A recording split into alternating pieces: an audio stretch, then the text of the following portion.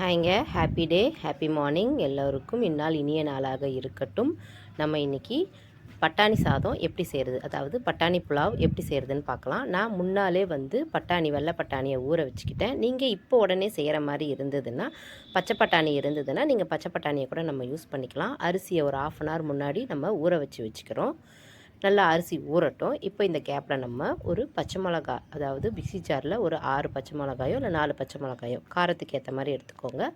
பச்சை மிளகா, இஞ்சி, கொஞ்சம் பூண்டு, வெங்காயம், ஒரே ஒரு வெங்காயத்தை நல்லா நறுக்கி போட்டுட்டேன். கொஞ்சமாக கொத்தமல்லி, இவங்க எல்லாரையும் நல்லா விழுமூனாக நல்லா நைஸாக அரைச்சி வச்சுக்கலாம்.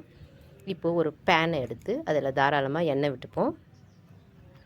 எண்ணெயில் சீரகம், கிராம்பு, ஏலக்காய், பிரிஞ்சி இலை இவங்க பொரிஞ்ச உடனே வெங்காயத்தை நீட்டாக நறுக்கி போட்டிருக்கேன்.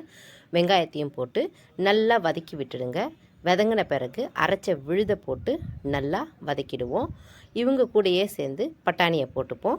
பட்டாணியும் போட்டு நல்லா வதக்குவோம். இப்போது வாசனைக்காக கொஞ்சோண்டு கரம் மசாலா, ஒரு ஸ்பூன் தான் நான் போட்டிருக்கேன். கரம் மசாலாவை போட்டு கொஞ்சமாக உப்பு போட்டுட்டு நல்லா வதக்கி விட்டுடுவோம். இப்போது நம்ம அரிசி எவ்வளோ ஊற வச்சுருக்குறோமோ அந்த அரிசி ஊறினத்துக்கு ஏற்ற மாதிரி தண்ணியை நம்ம விட்டுப்போம். தண்ணி நல்லா கொதிக்கட்டும். ஒரு 1/2 லெமன் மட்டும் புழிஞ்சு விட்டுருங்க. ஏன்னா நம்ம தக்காளிலாம் போடலை, அதனால் புளிப்புக்கு 1/2 லெமன். இப்போ ஊறின அரிசியை போட்டு நல்லா சிம்மிலேயே வேக வச்சு எடுத்தோம்னா நல்லா சூப்பரான உதிரான புலாவ் ரெடி ஆயிடுச்சு.